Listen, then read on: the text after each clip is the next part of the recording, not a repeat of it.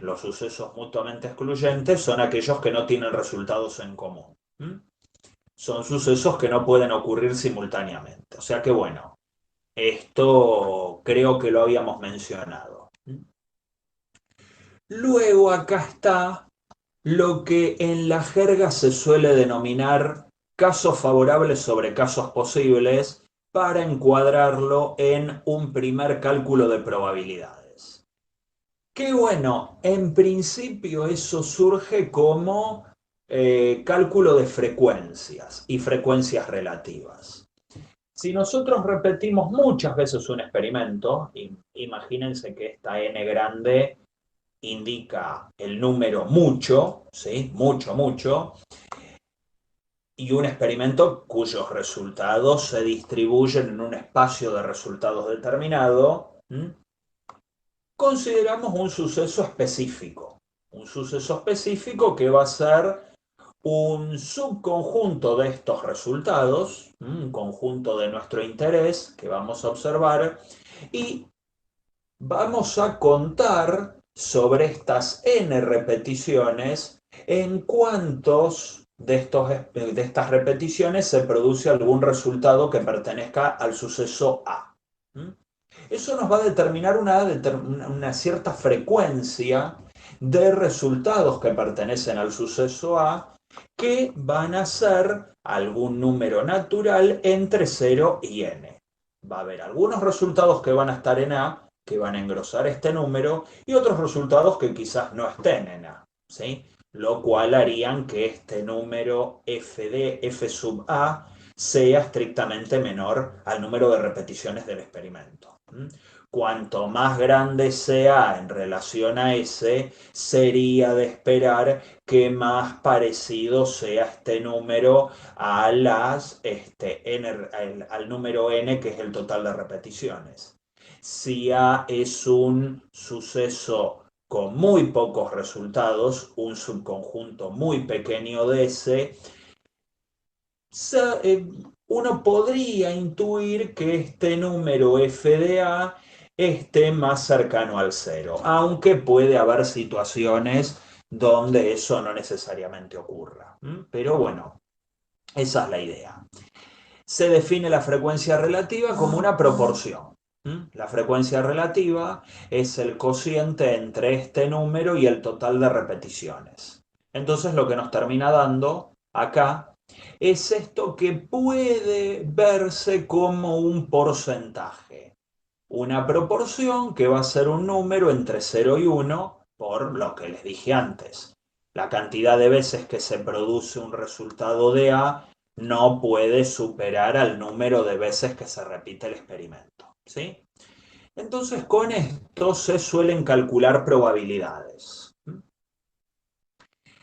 La definición técnica de la probabilidad en realidad es esta, es decir, bueno, si yo repito ese experimento tantas veces que hagan que este número n se vaya a infinito, bueno, la frecuencia con la que se observa un experimento, un resultado del experimento perteneciente al suceso A sobre el número creciente de repeticiones, se tendría que aproximar a un valor, se tendría que estacionar cerca de un valor específico entre 0 y 1 que se termina llamando la probabilidad del suceso A. Esa es la definición de probabilidad, ¿sí? La definición técnica de probabilidad, que por provenir de una frecuencia relativa, preserva algunas propiedades de dicha frecuencia. Por ejemplo, estar entre 0 y 1, que fue lo que les reiteré hace un ratito, que existen probabilidades triviales, es decir, si el suceso A es todo el espacio de resultados, sería de esperar que este límite termine dando 1, y si el suceso A es la ausencia total de resultados, o sea, el conjunto vacío, es de esperar que la probabilidad de eso sea 0. La probabilidad de los complementos, que era el complemento, era el suceso formado por resultados que no pertenecen a A. Entonces la probabilidad del complemento de A es 1 menos la probabilidad de A. Luego, si un suceso está incluido en otro, como tiene menos elementos, el suceso A que el suceso B, sería de esperar que ocurra con menos frecuencia, ¿sí? O a lo sumo la misma frecuencia. Entonces la probabilidad de A va a ser menor o igual la probabilidad de B, ¿sí? O a lo sumo la probabilidad de B. Y luego atención con esta porque da para que mucha gente se confunda, atención con esta igualdad, por eso la recuadré, que es la probabilidad de la unión de sucesos. Recuerden que los sucesos yo los puedo tratar en cierta forma como conjuntos y existe toda una teoría matemática de el estudio de conjuntos, sobre todo conjuntos numéricos, donde, bueno, tenemos la operación unión. Unir dos conjuntos es considerar un conjunto más grande que tenga los elementos de ambos. Entonces la probabilidad de A unión B es la probabilidad de A más la de B menos la probabilidad de la intersección. Donde la intersección era aquel conjunto formado por los elementos comunes A y AB. Retomemos lo que habíamos visto sobre sucesos mutuamente excluyentes, porque si A y B son sucesos mutuamente excluyentes, entonces la probabilidad de la unión es la suma de las probabilidades. Nosotros teníamos esto de los sucesos mutuamente excluyentes, que eran esos sucesos que no compartían resultados en común. Solo en ese caso la probabilidad de la unión es la suma de las probabilidades. Este concepto se puede generalizar al caso donde tengamos, bueno, un número indeterminado de sucesos mutuamente excluyentes de a pares, ¿sí? Si tomo dos cualesquiera de estos, veo que en la intersección no van a tener nada, no comparten nada. Entonces, la probabilidad de la unión de esos K-sucesos tiene que ser igual a la suma de todas esas probabilidades sin considerar todas las posibles intersecciones que haya de A2, de A3, de A4, de AK-1 o de AK sucesos de estos, ¿sí? Porque habría que considerarlas todas.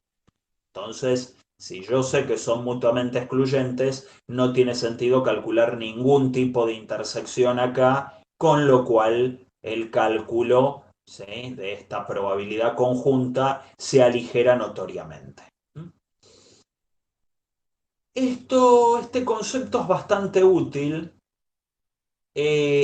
para la situación en que uno quiera particionar el espacio de resultados. ¿A qué me refiero con particionar el espacio de resultados? Es a romper el espacio de resultados de un determinado experimento en una cantidad determinada de subconjuntos, donde la unión de todos esos subconjuntos me vuelve a dar el espacio de resultados total y esos subconjuntos tomados de a dos no comparten elementos, es decir, son todos mutuamente excluyentes. Es decir, bueno, es como si el espacio de resultados fuera un plato de porcelana, yo lo arrojo contra el suelo y se rompe en varios pedazos. Bueno, se supone que si yo uno todos esos pedazos, vuelvo a recuperar lo que tenía. Y esos pedazos son mutuamente excluyentes, es decir, que no comparten material con otros pedazos, ¿sí? Entonces, bueno, eso es lo que se considera una partición. Y acá está, siguiendo con la lógica de la exclusión mutua, el concepto de probabilidad total. Si yo sumo las probabilidades de todos estos sucesos, eso me termina dando 1. En particular, hasta acá esto no pareciera decirnos mucho, pero en particular muchas veces conviene dividir el espacio de resultado convenientemente para calcular las probabilidades de una manera más práctica. Es decir, supongamos que yo considero un suceso cualquiera, otro suceso cualquiera en el espacio de resultados S, y tenemos una partición del espacio S. Entonces yo puedo subdividir a este suceso según la partición que tenemos acá. Total, yo sé que la unión de todos esos me termina dando S y que estos no comparten nada, no repiten elementos. Entonces yo al suceso B lo puedo partir según la parte que B comparte con A1, la parte que B comparte con A2, con A3, con A4, etcétera, hasta el final con AN. Cada elemento de B va a estar, por estar en S, en alguno de estos elementos A sub K, ¿sí? Indefectiblemente. Entonces es completamente válido esta igualdad que tenemos aquí. Luego les voy a pasar, yo se lo prometí a la gente del martes también, les voy a pasar una forma de resolver algunos ejercicios que los consultan siempre, sobre todo de los adicionales de la práctica 1, como son el ejercicio 4, el de las poblaciones infectadas, y el ejercicio 8, el de los cines. Hay una forma de resolver ese problema muy linda que recurre a este concepto de subdividir el suceso que nos interesa estudiar. ¿Y cómo lo divido? Según el cine que elegimos para ir a ver la película.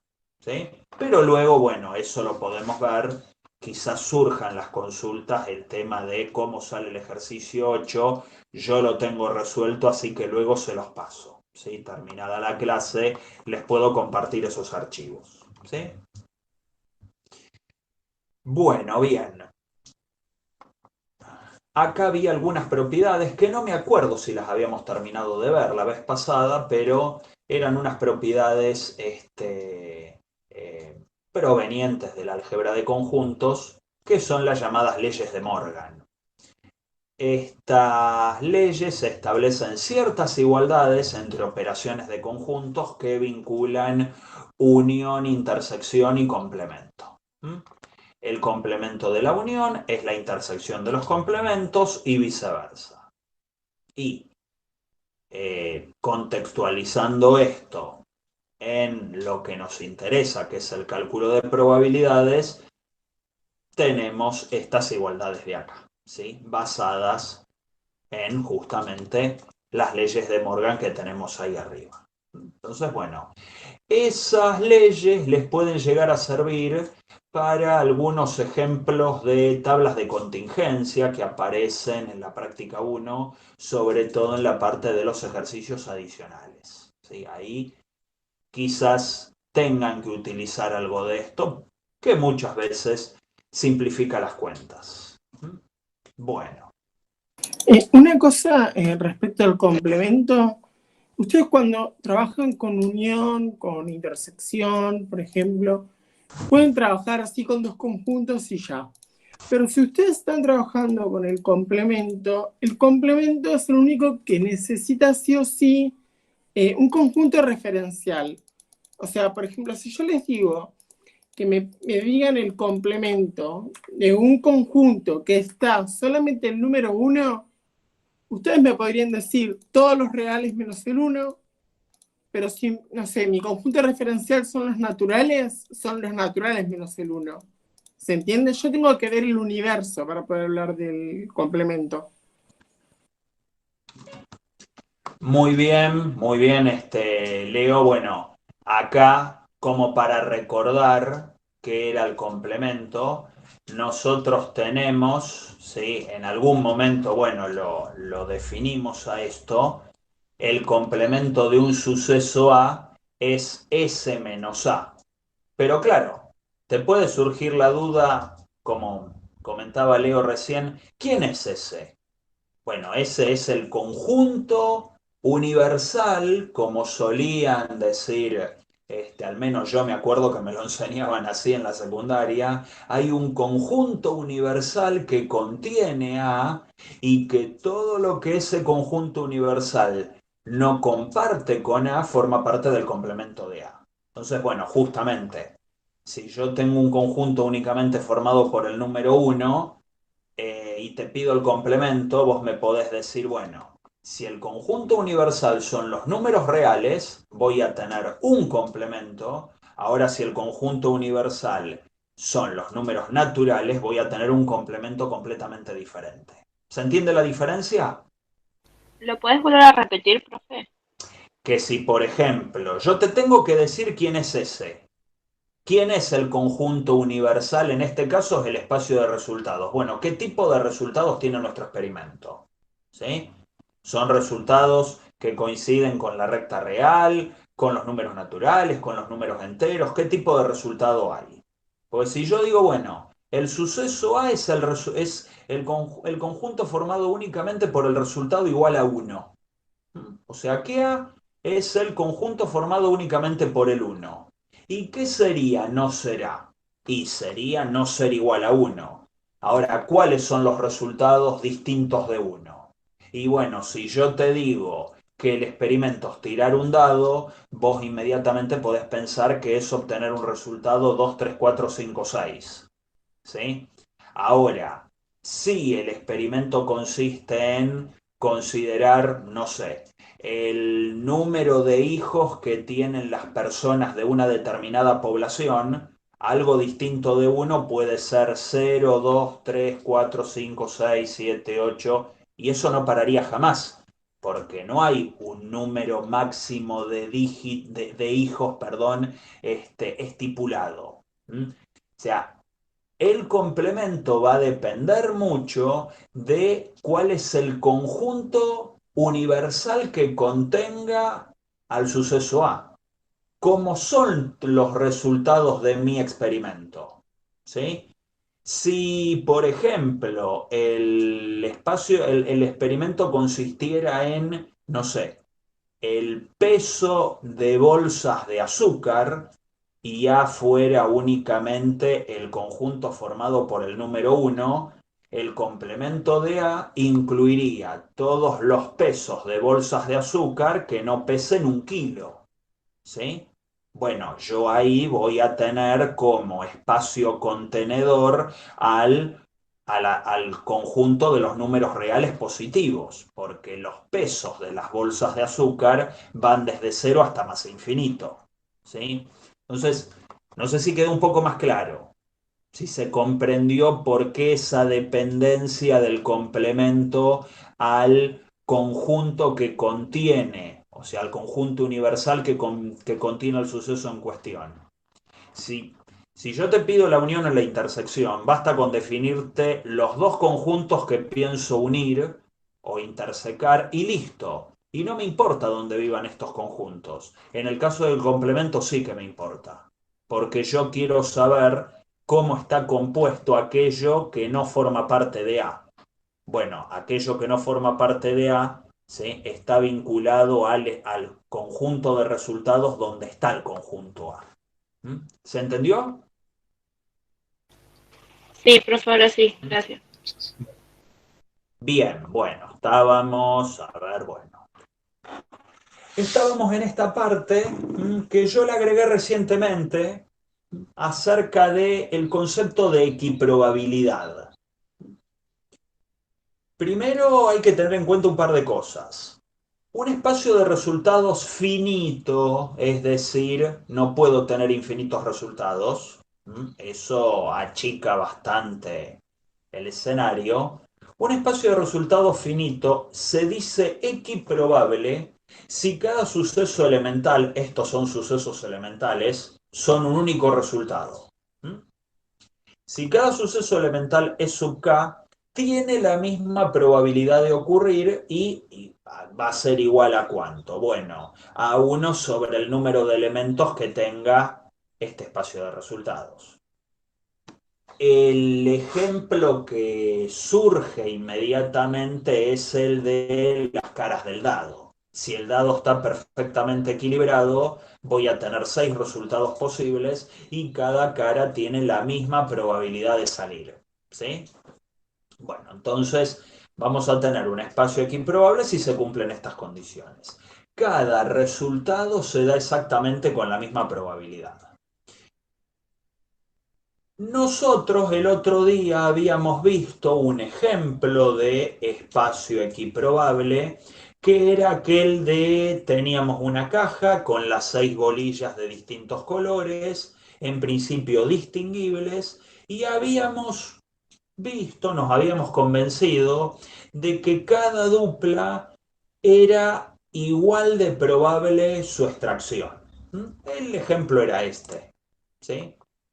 Extraemos 2 bolas al azar de una caja que contiene 3 rojas, 2 verdes y una azul, todas distinguibles, todas están etiquetadas, o sea que puedo diferenciar las rojas entre sí, las verdes entre sí, y el espacio de resultados era ese.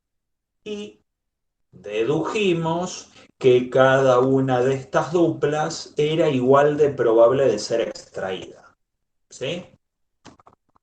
Se entendió eso, ¿sí? Porque era igual de probable de ser extraída. No hace falta que repita por qué, o hay alguien que duda o que crea que existe una dupla de estas más probable que otra de salir. Entonces, bueno, este espacio tenía 15 sucesos elementales, eran los 15 resultados posibles, ¿sí? Hasta ahí nada nuevo. Pero bueno, tenemos un espacio equiprobable, la cuestión es que no siempre vamos a tener un espacio equiprobable, por más que dicho espacio tenga una cantidad finita de elementos. O sea, es una condición muy específica la de equiprobabilidad. No siempre tener un espacio de resultado finito me asegura que sea equiprobable, y para eso estaba el otro experimento que habíamos visto, donde las bolillas del mismo color no eran distinguibles y eso generaba un espacio bastante más chico. Cuando las bolillas no las puedo distinguir, el espacio de resultados se achicaba. ¿Sí? Claro, o sea, yo acá no puedo diferenciar roja 1, verde 1 de roja 3, verde 2. No hay manera, ¿sí? Para mí salió una roja y una verde, punto. Tenemos 5 sucesos elementales en este caso.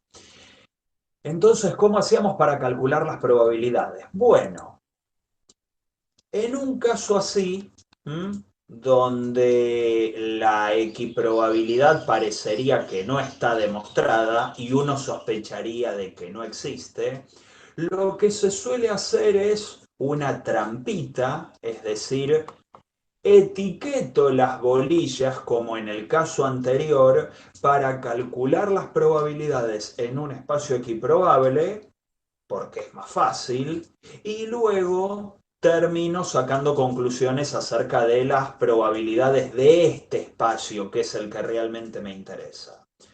Entonces, diferencio las bolillas del mismo color y uso el caso anterior para calcular las probabilidades de los sucesos elementales de este caso, ¿sí? Este que tenemos acá. Entonces, bueno. Por ejemplo, si yo quiero calcular la probabilidad de sacar 2 rojas, ¿sí? Uno de los resultados es sacar 2 rojas. Acá lo tenemos, ¿sí? Es este. Uno de los resultados es sacar 2 rojas. ¿Qué hacemos? Bueno, nos vamos al caso anterior, les pongo nombre, ¿sí? O una etiqueta, las 3 rojas, y entonces en este espacio de resultados auxiliar, ¿dónde vamos a tener los resultados donde aparezcan 2 rojas? Y van a ser 3 resultados en este experimento. Entonces uso eso para calcular la probabilidad que tenemos acá. Sacar 2 rojas es, como en el caso distinguible, sacar roja 1, roja 2, roja 1, roja 3, roja 2 y roja 3. Y como ahí trabajo en un espacio equiprobable, es re fácil calcular las probabilidades. Casos favorables sobre casos posibles. ¿Mm? Entonces tenemos un 20%, 3/15 o un quinto, como prefieran, ¿sí? Casos favorables sobre casos posibles, o sea, en relación a un espacio de resultados equiprobables, porque es ahí donde tiene sentido eso de favorables sobre posibles, ¿sí? Si existieran algunos resultados más pesados o más probables que otros, bueno, no podría aplicar esa regla. Acá sí, porque uso que el espacio es equiprobable. De igual forma hago cuando saco roja-verde. Cuando saco roja-verde, vuelvo a mirar el caso de las bolillas etiquetadas, es como tener rojo 1, verde 1, rojo 1, verde 2, rojo 2, verde 1 y así. Todas las combinaciones de una roja y una verde. Bueno, hay 6, cada una de estas tiene probabilidad un quinceavo, entonces nos termina dando un 40% de probabilidades. Lo mismo para roja y azul. Miro el caso equiprobable donde sale una roja y una azul, también es un 20%, donde salen dos verdes, ahí me da una probabilidad más chica, un quinceavo, ¿sí? Aproximadamente un 6,67%, y donde sale una verde y una azul, que parece ser el caso menos probable, no es menos probable, un poquitito más probable, ¿sí? De alrededor de un 13%, ¿sí? Cuento todas las situaciones donde tengo una verde y una azul, ¿sí? Pero claro, bueno, usé este espacio de resultados equiprobable auxiliar para calcular las probabilidades de los sucesos elementales de este experimento, ¿sí? No del otro donde las bolillas son distinguibles, sino de este. Entonces, bueno, se observa claramente que los sucesos elementales de este experimento no tienen todos la misma probabilidad. ¿Mm? Solo hay dos que tienen la misma probabilidad. Después, bueno, todos los demás son diferentes. Entonces se termina deduciendo que el espacio de resultados de este experimento donde hay bolillas indistinguibles no es equiprobable. Bueno, luego venía otro concepto, que es el de independencia, cuando dos sucesos son independientes. Dos sucesos son independientes cuando la ocurrencia de uno de ellos no afecta en absoluto o no condiciona la ocurrencia del otro. ¿Sí? Entonces, bueno, uno podría hacerse una idea de que si ocurre el suceso A, no afecta en absoluto la probabilidad de que ocurra el suceso B, no la altera para nada. Es lo mismo que decir, qué sé yo, no sé, bueno, que el suceso A diga, no sé, sea una situación donde uno se plantee, por ejemplo, número de autos rojos que pasan por la puerta de mi casa en una hora. Y el suceso A sea, bueno, pasan 4 autos rojos, ponele. Y el suceso B se defina como temperatura del día de mañana. Bueno, podrían intuir que esos dos sucesos no tienen nada que ver uno con el otro, ¿sí? No puede, o sea, que mañana haga 25 grados de máxima, digamos, no influye en que pasen más o menos autos color rojo por la puerta de mi casa en la próxima hora. ¿Se entiende eso? O sea, se entiende que son sucesos donde el resultado que obtenga uno no influye para nada en el del otro?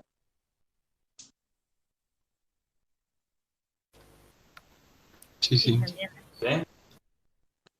Bueno, entonces ahí tenemos un caso de independencia evidente, ¿sí? Porque, bueno, les puse dos ejemplos donde no tienen nada que ver, no existe relación alguna.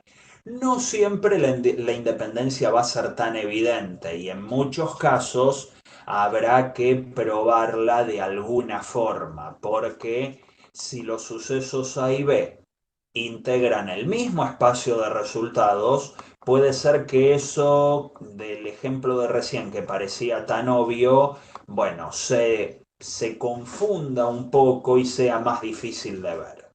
Entonces, ¿cómo hago matemáticamente para saber si dos sucesos son independientes? Bueno, se tendría que poder verificar esta igualdad de acá.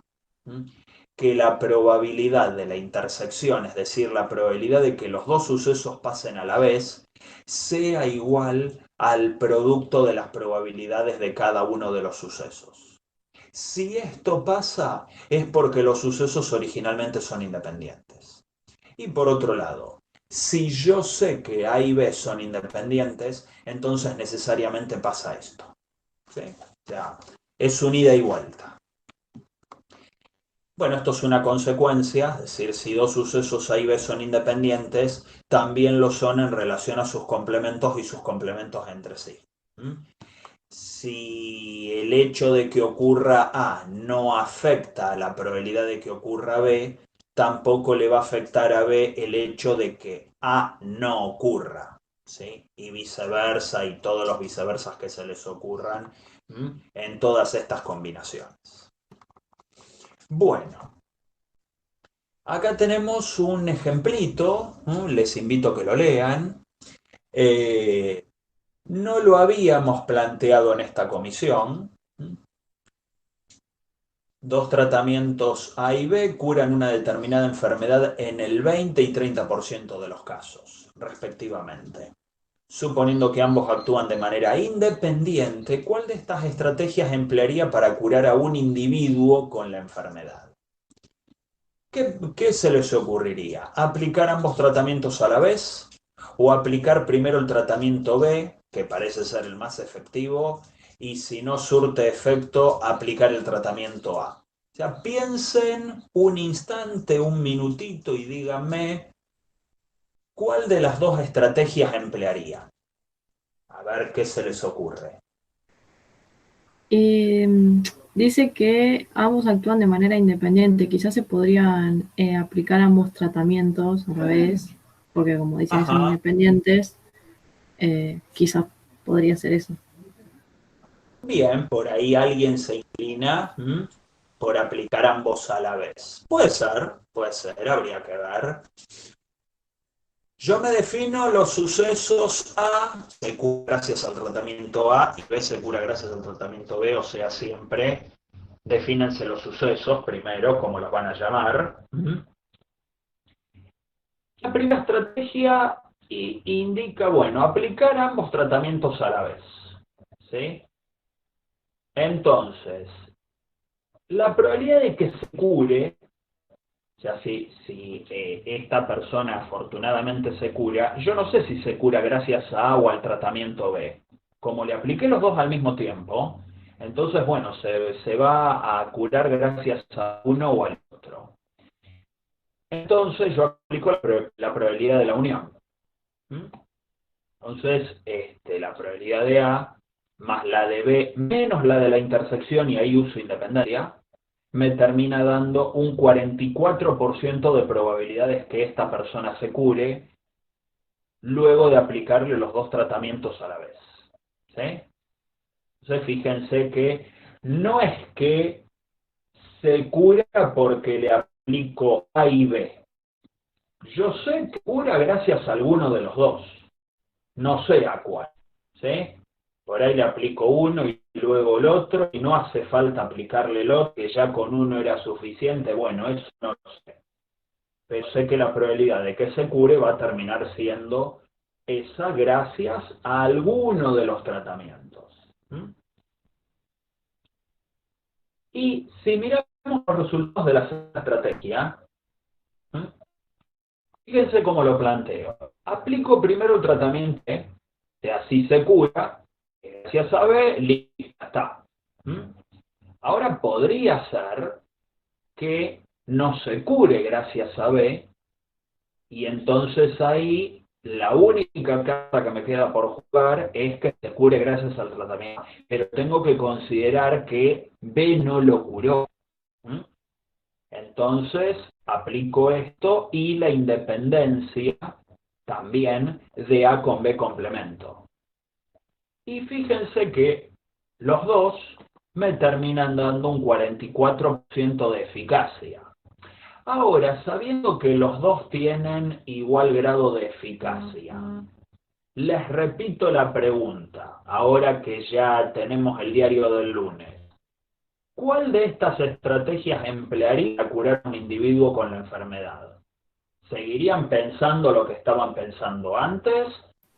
O sea, profe, por lo que entendí, es indistinto cuál de las dos estrategias usemos. Está, exacto. O sea, en el primero, que lo cura alguna, pero no sé cuál. ¿Sí? Bueno, acá, sabiendo que los dos tienen igual grado de eficacia, ¿harían exactamente lo mismo? O sea, por ejemplo, ¿aplicarían las dos estrategias a la vez? Y parece más eficaz, más que nada para saber cuál medicamento funciona o qué tratamiento funciona, estaría mejor usar la segunda opción. Bien, bien, me parece una respuesta interesante, porque sobre todo si uno pensara en ciertas cuestiones. Por un lado se me ocurre alguna cuestión económica, yo no sé si los tratamientos son muy caros, y quizás aplicar los dos innecesariamente cuando hay uno que lo cura podría implicar cierto costo, ¿sí? Imagínense ahora, tanto que se habla de las vacunas del COVID, ¿sí? Y digo, bueno, a ver, por las dudas te aplico la Sputnik y la de y alguna te va a curar. Bueno, pero estoy invirtiendo dos insumos o malgastando uno de más en una persona cuando se lo podrá otra, ¿sí? Más con el grado de sensibilidad que hay ahora en la mala distribución de las vacunas. Y por el otro, también una cuestión hasta, si se quiere, médica. Yo no sé si los dos tratamientos son compatibles entre sí y se los puedo aplicar al paciente. A ver si lo termino reventando. Bueno, perdón el término, pero no siempre se puede optar por aplicar dos cosas diferentes, siendo que quizás no sean compatibles entre ellas. Puede ser que al mismo grado de eficacia la segunda estrategia sea mejor porque primero arranco aplicándole el tratamiento más efectivo, ¿sí? O sea, tiene un 30% de eficacia. Si ese falla, bueno, me la juego por el otro, pero recordando que el primero falló, ¿sí? O sea que bueno, más allá de las distintas versiones o del debate que pueda generar esto, parecería ser que la segunda estrategia es mejor que la primera, ¿sí? Pero bueno, quizás alguien luego me venga con algún argumento a favor de la primera estrategia, que puede existir, no digo que sea imposible, ¿sí? ¿Se entendió el ejemplo?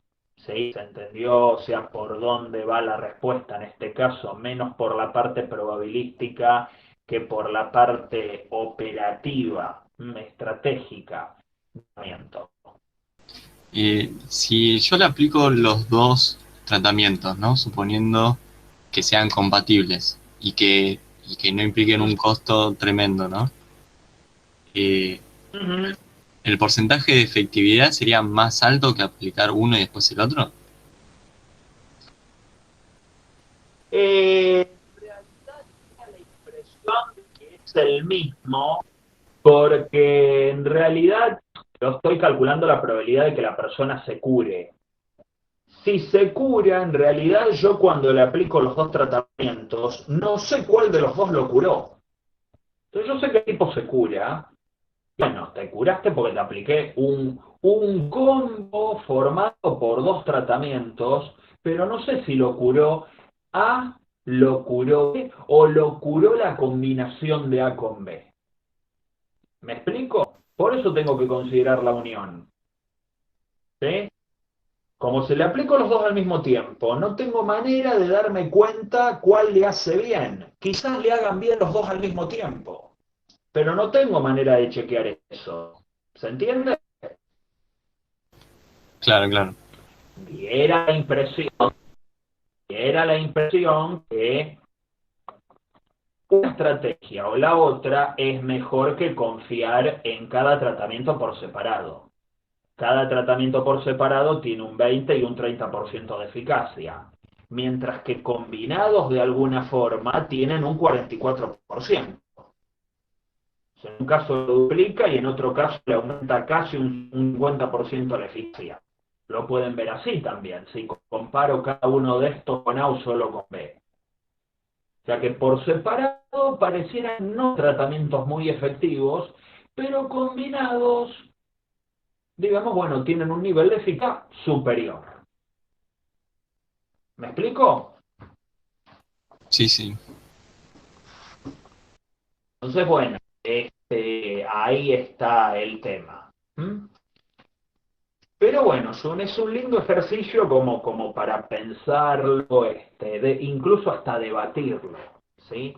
O imaginar escenarios donde se podría aplicar y donde tendría sentido aplicar una estrategia y no la otra. O sea, se puede pensar de diversas formas.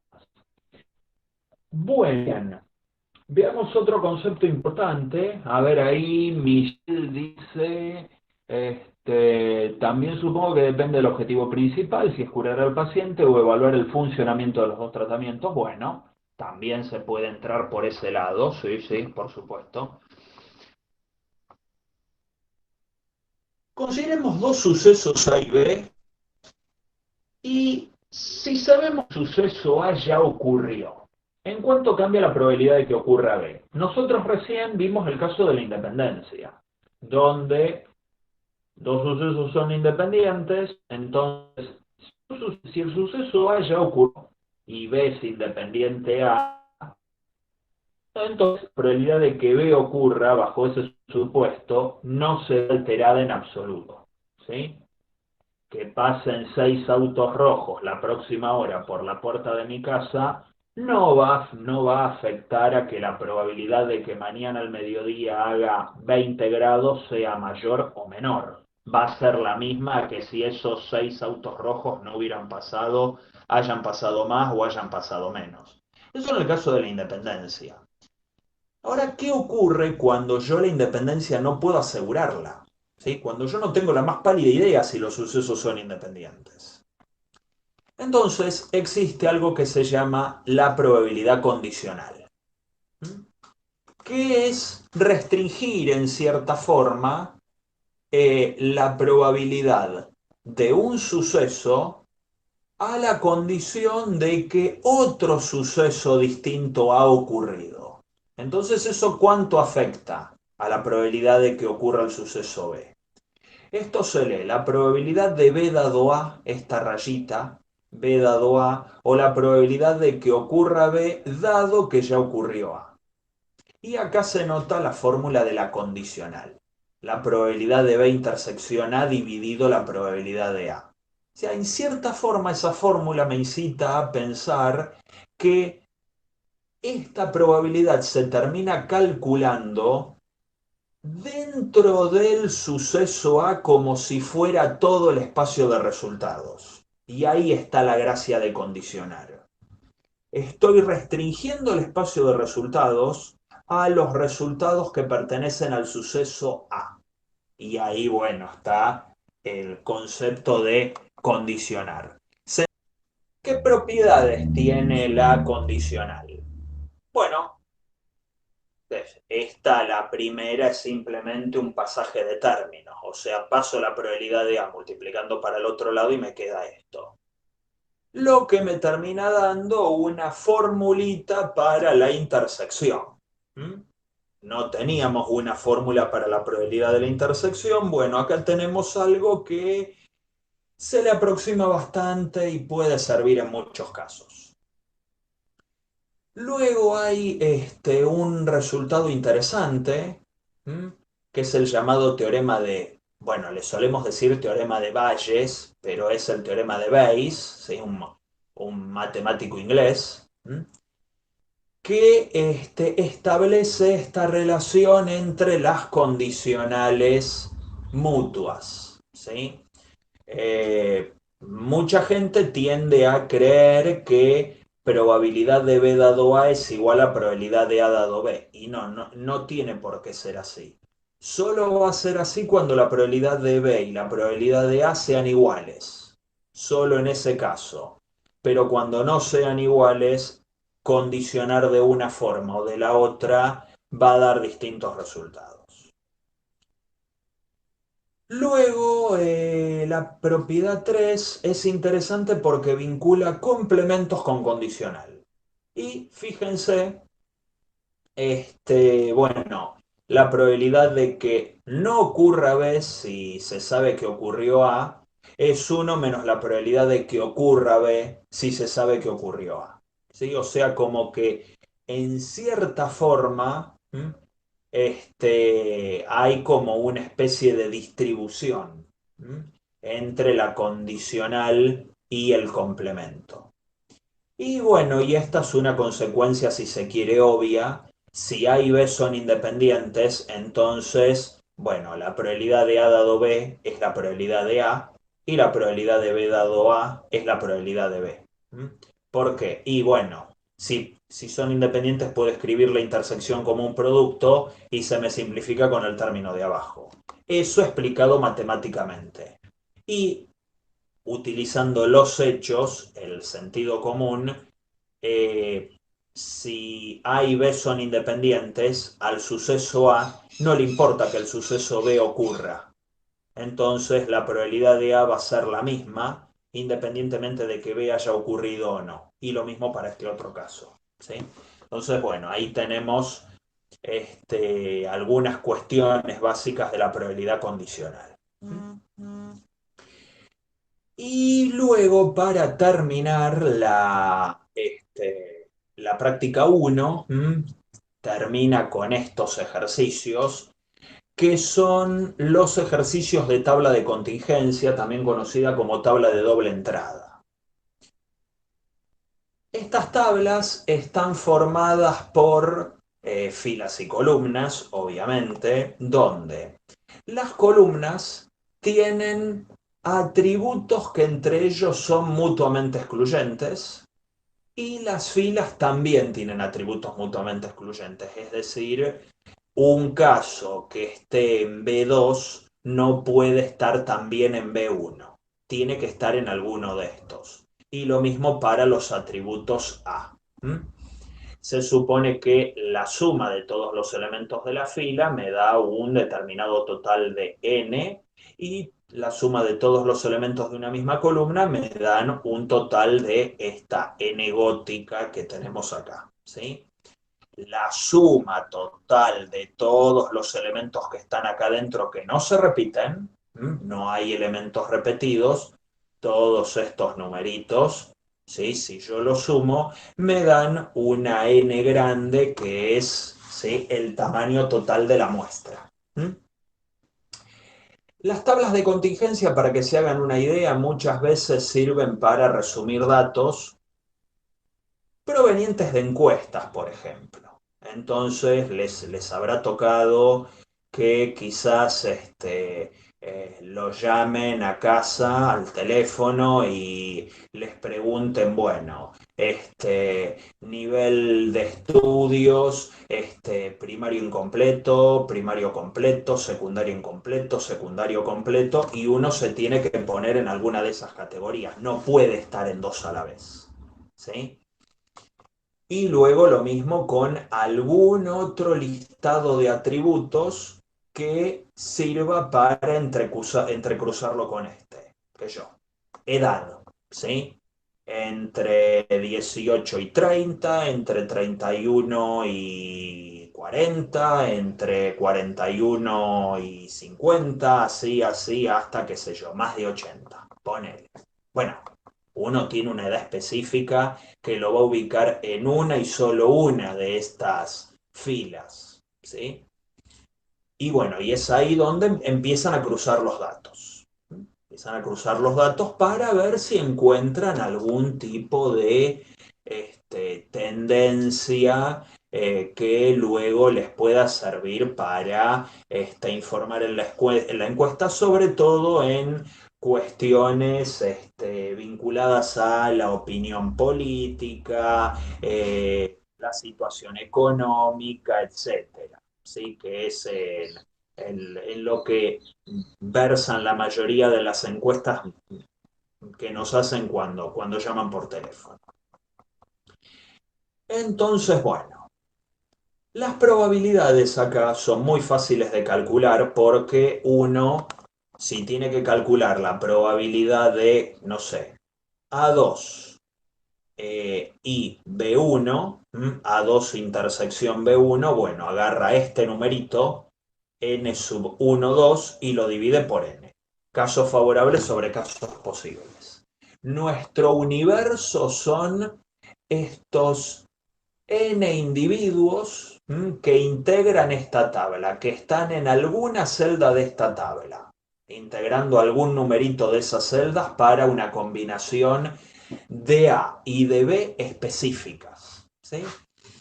Entonces, casos favorables sobre casos posibles, tenemos la probabilidad dentro de esta tabla. Entonces, a tal efecto,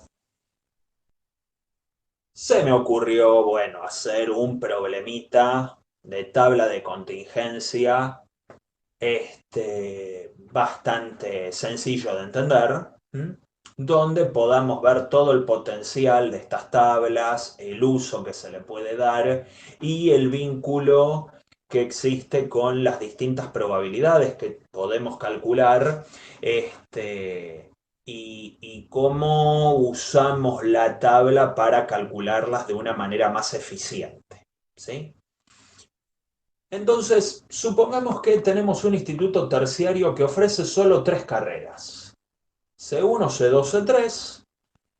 Y, bueno, en ese instituto terciario se inscriben 200 personas, hombres y mujeres, a cada una de estas carreras. Según el género, bueno, clásico, ¿sí? Hombre, mujer, según la versión clásica del género, se obtuvieron los siguientes datos. Claramente se supone que una misma persona no puede anotarse a más de un curso para asegurarnos esa exclusión mutua entre las columnas. Y queremos calcular determinadas probabilidades. Entonces, por ejemplo, suponete que querés seleccionar una persona de estas 200, calcula la probabilidad de que esa persona seleccionada sea un hombre, no se haya inscrito en la carrera C1, sea mujer o se haya inscrito en la carrera C1, sea hombre y se haya inscrito en la carrera C3, se haya inscrito en la carrera 1 si se sabe que es un hombre, no sea un hombre y tampoco haya elegido la carrera 1, determinar si hay sucesos mutuamente excluyentes y determinar si hay sucesos independientes y cuáles serían. ¿Sí? Este es el típico ejercicio de tabla de contingencia como tienen ahí en la práctica 1. Bueno, para arranca fácil, porque si hago casos favorables sobre casos posibles, ¿cuál será la probabilidad de que el individuo elegido de los 200 sea un hombre? Bueno, total de hombres, 115, hay 200 personas, 115 sobre 200, el 57,5%. ¿Sí? O sea, esta primera probabilidad se calcula bien fácil. Luego me piden la probabilidad de que no se haya inscrito en la carrera C1. Entonces esto lo puedo calcular destacando las carreras que no sean C1. O sea, puedo apelar al uso del complemento, aunque también podría haber sumado C2 y C3. Vale decir que no existe una única manera para calcular estas probabilidades. Entonces la probabilidad de C1 es 1 menos la probabilidad de C1, es decir, la probabilidad de C1 complemento es 1 menos la probabilidad de C1, un medio. ¿Sí? Bueno, justamente hay un 50 y un 50. Sea mujer o se haya inscrito en la carrera C1. Entonces, si selecciono una persona, ¿cuál es la probabilidad de que sea mujer o se haya inscrito en la carrera C1? Sirve cualquiera de los dos atributos. Entonces, bueno, acá tengo destacados. El atributo es mujer y el atributo se inscribió a la carrera C1. Destacando la intersección, que son 68 mujeres que se anotaron en la carrera C1. Entonces, me armo la unión, ¿sí? Porque me sirve que se anote en la carrera 1 o que sea mujer. Y planteo la probabilidad de la unión, según la fórmula que vimos antes, casos favorables sobre casos posibles en cada una de las probabilidades que aparecen en la fórmula y me termina dando un 58,5%. ¿Se entendió este? ¿Se entendió lo que hicimos? Sí, profe. Sí, sí, sí.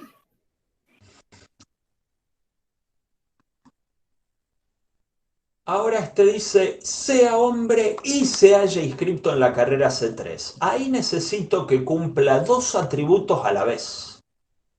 ¿Cuál es la probabilidad de que vos elegís a una de estas 200 personas y que verifique esas dos cosas a la vez? Bueno, hay solamente 23 personas que cumplen eso sobre el total de 200. Un 11,5%.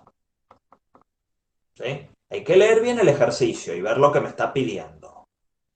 Muchas veces la intersección se puede confundir con condicionales. Atención, ¿cómo puede pasar aquí? Se haya inscrito en la carrera C1 si se sabe que es un hombre. Por lo general, cuando aparece una condicional, aparece una frase que se repite siempre, ¿sí?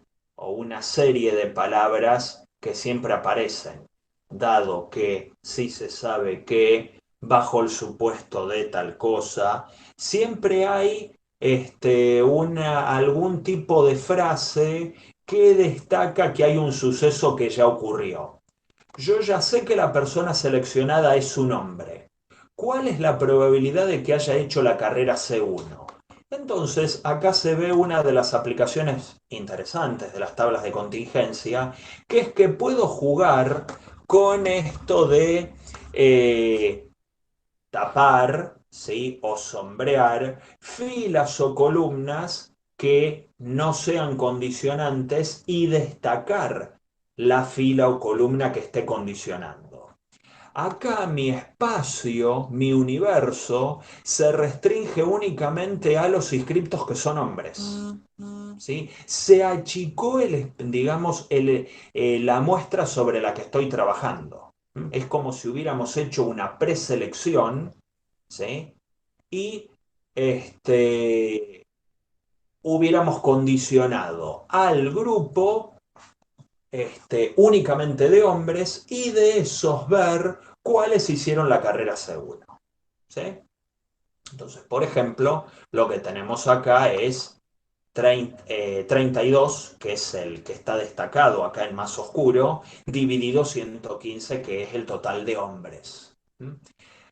Si querían, podían aplicar la fórmula de la condicional, les iba a terminar dando lo mismo. O sea, la probabilidad condicional con las probabilidades calculadas en la tabla, así como está acá con todos los datos visibles. Les iba a dar lo mismo.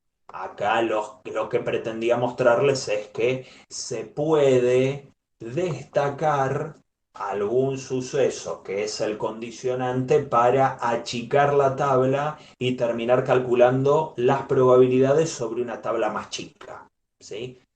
La que conserva únicamente las celdas del suceso condicionante, ¿sí? ¿Se entendió esto? ¿Se entendió lo que hicimos acá?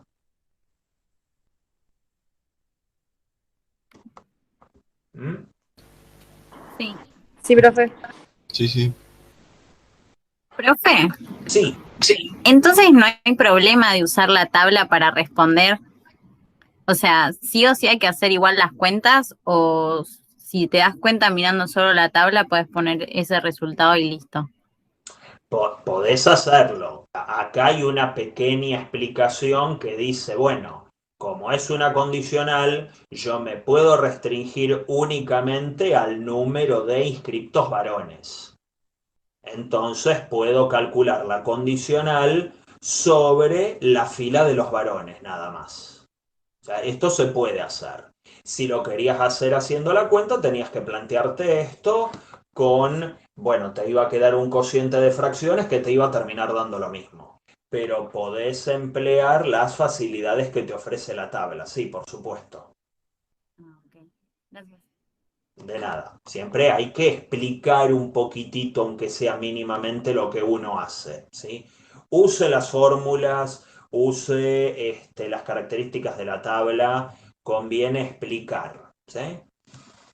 Bueno, otro ejemplo es que no sea un hombre y tampoco haya elegido la carrera C1. Bueno, este se puede hacer de diversas maneras. Uno es observando la fila de las mujeres que no se hayan inscrito en la carrera 1. ¿Mm? Entonces, se puede hacer así simplemente mirando la tabla y ver que si sumo los datos de estas dos filas, ¿sí? 17 más 0, me termina dando 17 sobre 200, 0,085. La otra manera, si se quiere, es un poco forzada porque hice la igualdad de Morgan.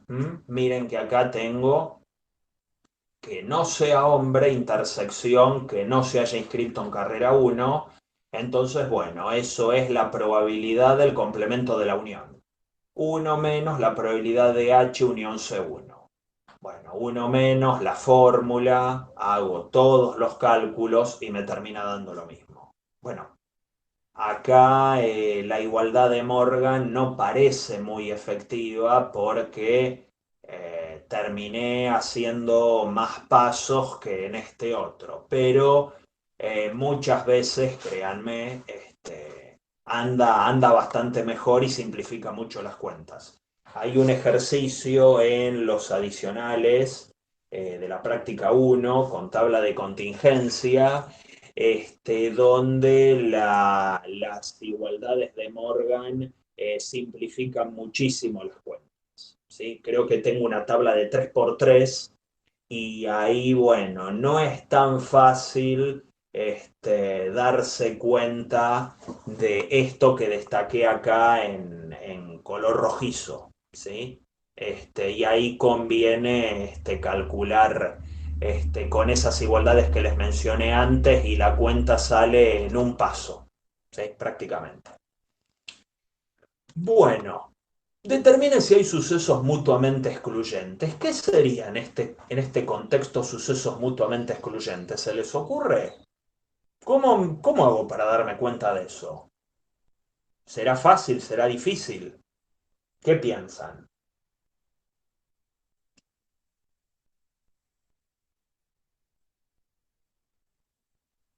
¿Se puede ver ahí si hay sucesos mutuamente excluyentes? Estar inscripto en cada curso es excluyente, ¿no? Porque no pueden estar... Ok, eso se sabe desde el principio. Está bien, sí, quizás debí ser más específico en la pregunta. Descartando las exclusiones obvias, ¿sí? Yo sé que C1 es mutuamente excluyente de C2, que ser hombre es excluyente de ser mujer, más allá de cómo suene, pero bueno, esas son exclusiones obvias. Yo a lo que me refiero es a los sucesos mutuamente excluyentes más interesantes, es decir, ¿habrá alguna carrera que sea mutuamente excluyente de algún género? A los atributos cruzados me refiero, no a los que son de la misma categoría, que eso ya lo sabíamos desde el vamos. En la segunda carrera solo hay hombres. Ajá, o sea que ahí, ¿qué sucesos excluyentes tendrías? Porque dijiste que en la segunda carrera solo hay hombres, entonces, ¿qué sucesos excluyentes habría? Que si uno se inscribe en la segunda carrera, solo va a haber hombres, o sea, no te puede, no puede haber ningún resultado que sea mujer. Ok, entonces diera la impresión que los sucesos mutuamente excluyentes son carrera 2 y Y ser mujer. eso, exactamente. Y la exclusión mutua se identifica de manera muy fácil, porque aparece un cero, ¿sí? O sea, este cero me indica que no hay elementos compartidos por el conjunto inscriptos en la carrera 2 y mujeres inscriptas. ¿Sí? Entonces, como estos dos conjuntos no comparten elementos, no tienen elementos en común, decimos que son mutuamente excluyentes. O sea, uno los identifica a ojo, viendo que hay un cero. Si acá hubiera habido un 1, ya no hay exclusión mutua. ¿Sí? O sea, no hay exclusión mutua por proximidad. Es decir, bueno, pero son casi mutuamente excluyentes porque hay apenas una. Bueno, no importa, no importa, hay una. ¿Sí? Mutuamente excluyentes no son porque en la intersección hay alguien. No puedo decir hay algo. Hay alguien porque son personas. Hay alguien inscripta en la carrera C2. Pero bueno, no sería este caso, ¿sí? Donde estos dos conjuntos no tienen nada en común, ¿sí? No tienen elementos en común. Perfecto. Entonces, mujeres y C2, ¿serían complementarios? Porque los complementarios tampoco tienen elementos en común. Bien, interesante pregunta. ¿Qué les parece? No debería ser complementario porque los valores de mujeres que son C1, perdón, que no son C1, son C3. Entonces no serían C2. Ajá, pero a ver, creo que lo que apuntaba Leo es a que el suceso se inscribió a la carrera C2. ¿Es justamente el complemento de ser mujer? Sí, Se puede ver de esa manera. Por ahí creo que María Sofía dijo que sí. ¿Coinciden? sí. Pareciera que sí. ¿Y se acuerdan lo que había dicho Carlos antes? Que tenían que pensar en el universo para poder definir el complemento. Si ustedes dicen que mujeres y C2 son complemento, entonces un objeto cualquiera o es mujer o está en C2. ¿Se entiende? Si ustedes tienen un objeto que no sea mujer y no está en C2, entonces no son complementarios. ¿Se entiende lo que quiero decir? ¿Puedes repetirlo, por favor?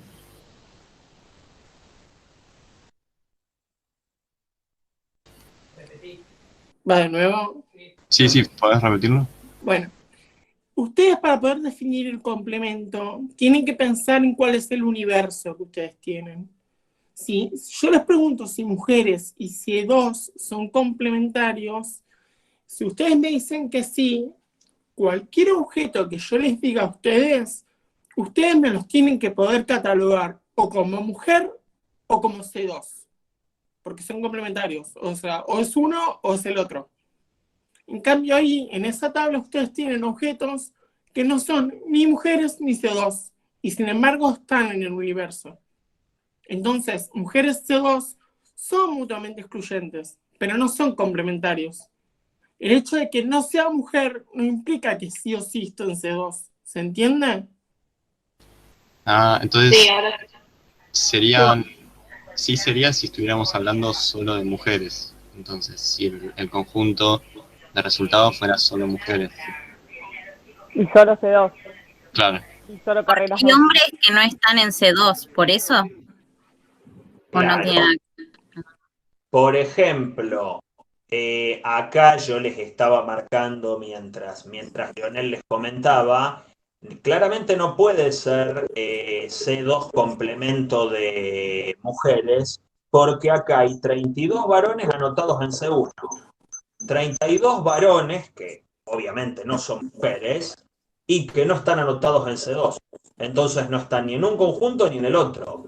Y cuando hablamos de complementos, ¿sí? Los elementos de un universo de casos o están en un conjunto o están en su complemento. No puede estar en un tercer compartimiento que no es ni lo uno ni lo otro.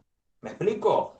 O, digamos, los que serían complementarios son es mujer y no es mujer. Eso sí, claramente son complementarios. No es mujer y se inscribió a C2. Porque hay personas que no se inscribieron a C2 y que tampoco son mujeres y quedarían por fuera de esas dos categorías. Sí, Leo. Entonces, ya ahora habiendo explicado esto, C2 y C3 son complementarios. No porque tenés No. uno. Exactamente. Entonces, bueno, ahí justamente está. O sea, dado un universo, en este caso son los 200 inscriptos, ahí tenemos nuestro espacio de resultados. El espacio de resultados son personas pasibles de ser elegidas y tienen dos atributos destacados. El género que dice el DNI y la carrera a la que se inscribieron. ¿Sí? Entonces, cada resultado, ¿cuál sería? Bueno, agarro a fulanita de tal o a menganito de cual y me fijo su género y en qué carrera se inscribió. Ese es el experimento y el resultado del mismo.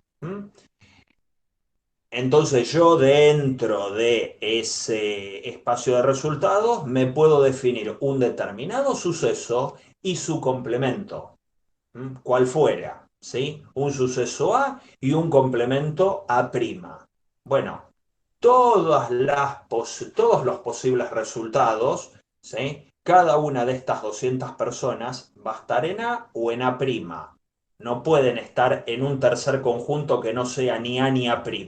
Tiene que estar en alguno de los dos. Entonces, bueno, esa es la idea con el complemento. Si quieren pueden ver, y vinculándolo con algo que vimos en la clase de hoy, un conjunto y su complemento pueden ser vistos como una partición del espacio de resultados en dos pedazos, ¿sí? A y A'. Entonces particiona el espacio de resultados en dos subconjuntos. Todos los resultados o están en A, o sea, cada resultado, mejor dicho, o está en A o está en A'. No puede estar en los dos, ¿sí? Por la definición de complemento, ni fuera de los dos, porque si no ya estaría fuera del espacio de resultados.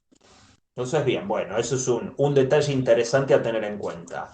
Sí podríamos decir que C2 está incluido en el complemento de ser mujer, como ser mujer es un suceso incluido en el complemento de C2. ¿Sí? Son partes de los complementos, pero no todos los complementos. Pero bueno, eso ya sería meterse en cuestiones muy específicas de álgebra de conjuntos. ¿Sí? Bien. Para terminar, nos pregunta el ejercicio, ¿hay sucesos independientes y cuáles serían? Bueno, los sucesos independientes, o sea, yo lo que termino haciendo es plantearme las igualdades, ¿sí? O ver si se verifican las igualdades para probar la independencia, ¿sí? Si se prueba esa igualdad que vimos antes de que la probabilidad de las intersecciones es el producto de las probabilidades, es porque son independientes.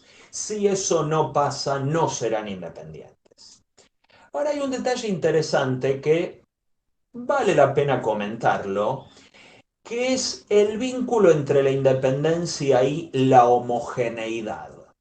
Vamos a ver a qué nos referimos. En principio, arranco haciendo las cuentas, que fue lo que les dije, o sea, aplicando la definición de independencia, y lo que veo es que en las carreras C1 y C2 no hay independencia porque no se verifica la igualdad necesaria para probar la independencia de sucesos, como pueden ver en estos primeros casos.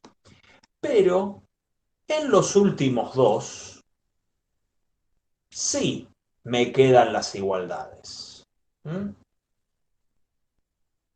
Y acá destaqué cómo se distribuyen los inscriptos y las inscriptas en la carrera C3, y la idea sería comparar con el total general de inscriptas y de inscriptos en las tres carreras. Y uno lo que puede ver acá es que la proporción, por ejemplo, de mujeres en el total de inscriptos es idéntica a la proporción de mujeres inscriptas solo en la carrera C3. Y lo mismo pasa para los hombres. A eso nos referimos con la homogeneidad. Es decir, más o menos la cantidad de mujeres se distribuye en la carrera C3 de idéntica forma a cómo se distribuye en la población general, que en nuestro caso es los inscriptos a estas tres carreras. ¿Se llega a ver eso? Sí, profe. ¿Sí? Como que el género no influye, ¿sí? O sea, no influye en la elección de la carrera C3. ¿Sí? A ver, a simple vista parecería ser que las mujeres prefieren mucho más la carrera C1, duplican a los varones, y que los varones claramente se inclinan por la carrera C2, ¿sí? No hay ninguna mujer, pero en la carrera C3 la proporción de mujeres y de hombres es equivalente a la proporción de mujeres y de hombres que hay en el total de inscriptos. 17 por 5, 85. 23 por 5, 115. 40 por 5, 200. ¿Sí? Es una proporción exacta. Entonces, uno ahí entiende, en las encuestas, por ejemplo, cuando te dicen, qué sé yo, bueno, a ver, el candidato A, no voy a decir nombres para no generar ninguna polémica, que no viene al caso, el candidato A tiene imagen positiva en un 40% de la población. Ahora, si restringimos a la población por género, dentro de las encuestadas mujeres, la imagen positiva del candidato A es del 40%. Entonces uno dice, bueno, no tiene mucho sentido condicionar por género, porque más o menos la distribución es la misma. Hay una independencia entre la imagen positiva del candidato y el género de las personas encuestadas. ¿Sí? ¿Se entiende? O sea, ahí como que la condicional no me aporta nada, porque las opiniones dentro de las mujeres se distribuyen de manera similar a las del grupo en general. ¿Se entendió este punto? ¿Se entendió ese vínculo entre la homogeneidad y la independencia? Porque muchas veces uno no destaca eso, no se menciona tanto.